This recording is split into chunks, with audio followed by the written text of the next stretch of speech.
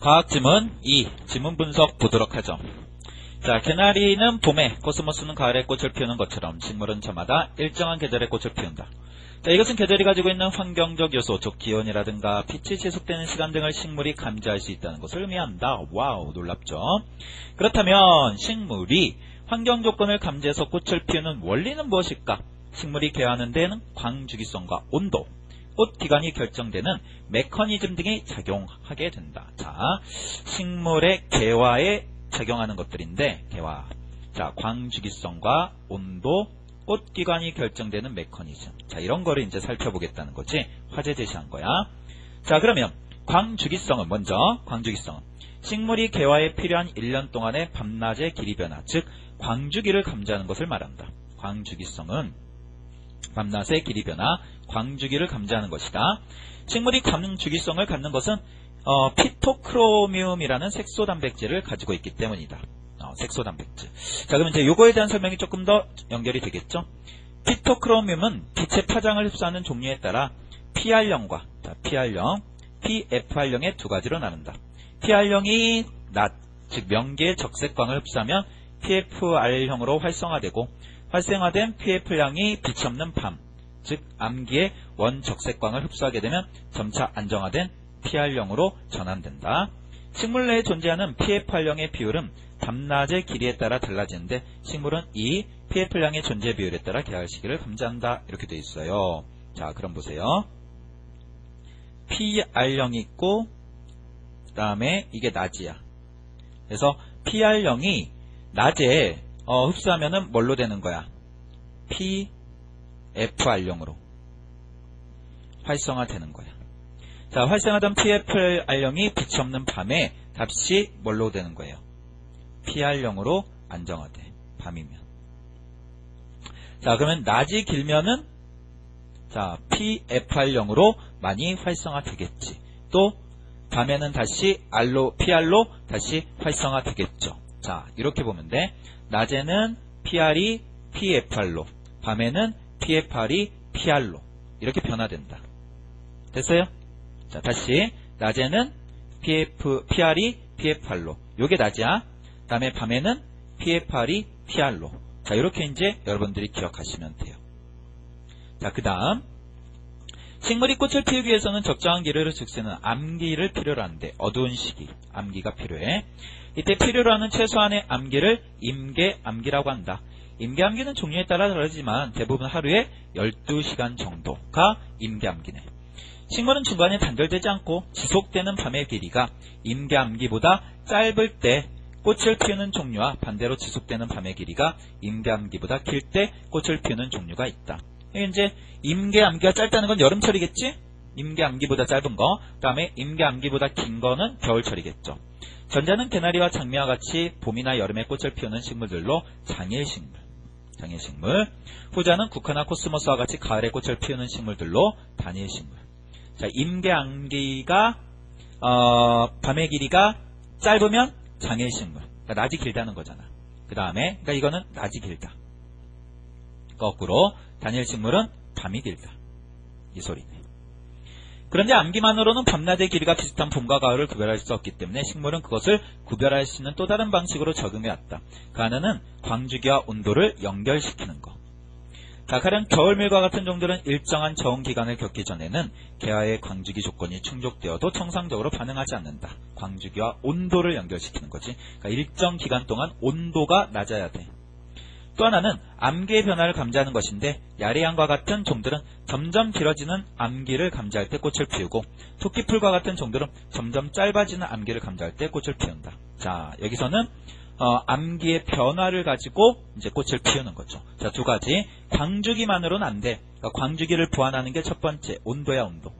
뭐 추운 기간이 있어야 된다든지, 더운 기간이 있어야 된다든지. 그 다음에 암기의 변화.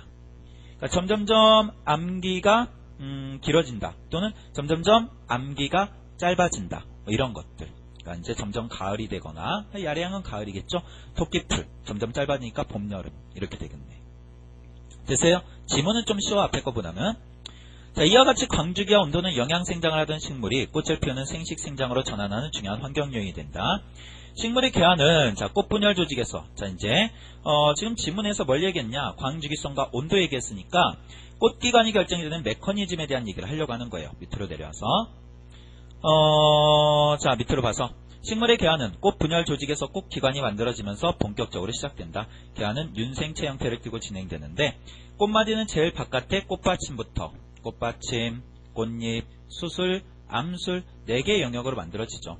이같이 4개의 영역으로 나눠 꽃기관이 생성되는 데에는 꽃기관 정체성 결정 유전자들이 상호작용이 결정적인 역할을 한다. 무슨 얘기야? 식물학자들은 실험식물로 이제 애기장 때를 대상으로 해서 돌연변이 연구해서 이 꽃기관 정체성 결정 유전자 A, B, C가 있다는 걸 알아냈다. 자, 꽃기관 정체성 결정 유전자 말도 어려워. 들의 상호작용. 이게 이제 어떤 거냐? A 부분을 볼게요. A를 좀 봐야 이해가 돼. 식물학자들의 실험 결과를 바탕으로 유전자가 꽃기관 생성을 어떻게 조절하는지에 대한 설명이 가능하게 되었는데 그것이 바로 ABC 가설이다. 이 가설은 그림에서처럼 꽃기관 정체성 결정 유전자가 꽃분열 조직 윤생체에 인접한 2개의 영역에서 발현된다고 본 것이다. 즉 꽃받침은 A 유전자만 발현된 꽃분열 조직에서, 꽃잎은 A와 B 유전자가 발현된 꽃분열 조직에서, 수술은 B, C 유전자가 발현된 분열 조직에서, 암술은 C 유전자만 발현된 분열 조직에서 발달된다. 자, 여기 보세요. 꽃받침은 A지? 이게 꽃받침이야. 이게 꽃받침. 요 A 플러스 B는 꽃잎, B 플러스 C는 수술, C만 나오는 거는 암술. 이렇게 볼 수 있죠. 자, 그림을 보면서 이해를 하세요. 자, 그런데 A 유전자가 결여되면 A 유전자가 발현되어야 할 자리에 C 유전자가 대체되어 발현되고 반대로 C 유전자가 결여되면 그 자리에 A 유전자가 대체되어 발현되는 것으로 보았다. 그리고 B 유전자가 결여되었을 때는 그것을 다른 유전자가 대체하여 발현하지 않는 것으로 보았다. ABC 가설로 인해서 이 꽃기관 결정의 메커니즘으로 돌연변이에 대해서도 설명할 수 있다. 자, A가 없으면은 A 대신에 누가 해? C가 돼. C가 없으면 C 대신에 누가 해? A가 돼. 즉 다시 얘기해서 꽃받침이 없으면은 뭐가 생기는 거야? 여기에 암술이 생겨. 암술이. 자, 근데 C에서 C가 없으면은 여기에 암술이 생겨야 되는데 여기는 뭐가 생기는 거야? 꽃받침이 생기는 거야. 그러면 이제 돌연변이가 되는 거죠. 자, 근데 B가 없을 때는 B는 그냥 없어지는 거지. 누가 대체해 주는 게 아니라. 자, 그런 식으로 A 부분에서 설명을 하고 있네요.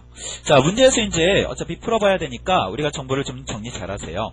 화제는 광주기성과 온도, 꽃기관의 결정 메커니즘인데 일단 광주기성에서는 피토크로뮴이라고 하는 색소 단백질, 요거에 대한 얘기거든요. 그래서 빛의 파장을 흡수하는 종류에 따라 PR과 PFR로 나눠지는데 PR형이 이제 낮에 흡수하게 되면 PFR형으로 활성화돼.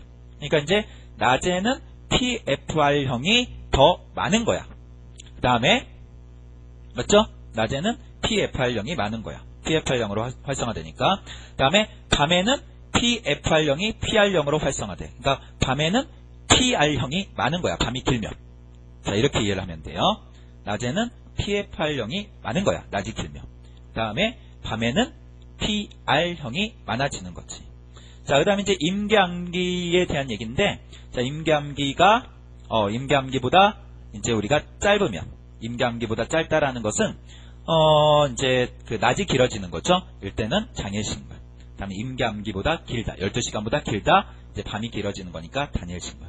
이제 온도화와 연관시키는 거. 그 다음에 암기의 변화를 연결시키는 거. 그 다음에 여기는 이제 꽃기관 정체성 결정 유전자들의 상호작용, 즉 꽃 메커니즘인데 쉽게 얘기해서 꽃 메커니즘은 유전자가 돌연변이가 나오는 거에 대해서 얘기를 하는 거죠. 그래서 여기는 A와 C가 서로 대체를 할 수 있지만 B는 대체할 수 없다. 자, 이렇게 이해를 해주시면 되겠습니다.